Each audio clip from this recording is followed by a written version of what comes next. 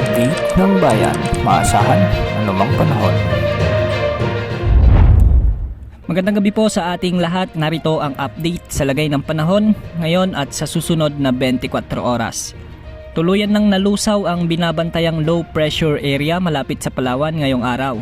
Kaya ngayon ay ang easterlies o ang mainit na hangin mula sa karagatang Pasipiko na lamang ang umiiral sa silangang bahagi ng ating bansa. Kung mapapansin natin ay may mga kumpol ng kaulapan sa West Philippine Sea. Ito ang bahagi ng nalusaw na low pressure area kanina, kaya asahan na may mga pag-ulan pa rin sa bahagi ng Palawan at Kalayaan Group of Islands. Isang pahabang kumpol ng kaulapan naman ang nasa silangan ng Luzon, ang makikita natin sa ating satellite animation. Ito ay bahagi naman ng easterlies, kaya sa mga susunod na oras o araw ay asahan ng mga pag-ulan sa silangang bahagi ng bansa.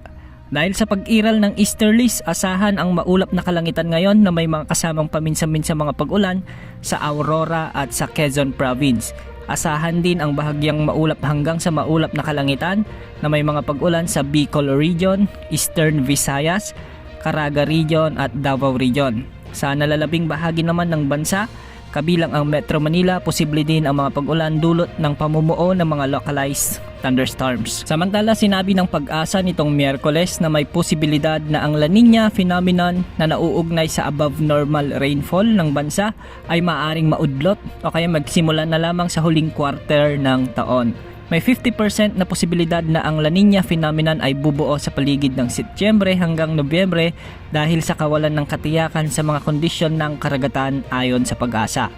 Sa ngayon, posible ang mga localized thunderstorms sa bahagi ng Nueva Ecija, Bulacan, Aurora, Zambales, Bataan, Tarlac, Pampanga at malaking bahagi ng Metro Manila. May mga aasahang pag-ulan din sa Rizal, Cavite, Occidental Mindoro, southern portions ng Bicol Region, kabilang ang Sorsogon at Albay. Makararanas din ng mga pag-ulan ang northwestern parts ng Antique at Aklan, kasama ng Masbate, Samar at Leyte provinces, Negros Occidental at Bohol. Sa Mindanao may mga pag-ulan din dahil sa localized thunderstorms sa may Surigao del Norte, Zamboanga Peninsula, Northern Mindanao, Bangsamoro Region at Soxargen.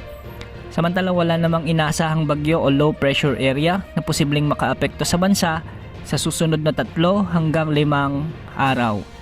Yan ang update sa lagi ng panahon. Ito po ang weather update ng bayan. Maaasahan anumang panahon.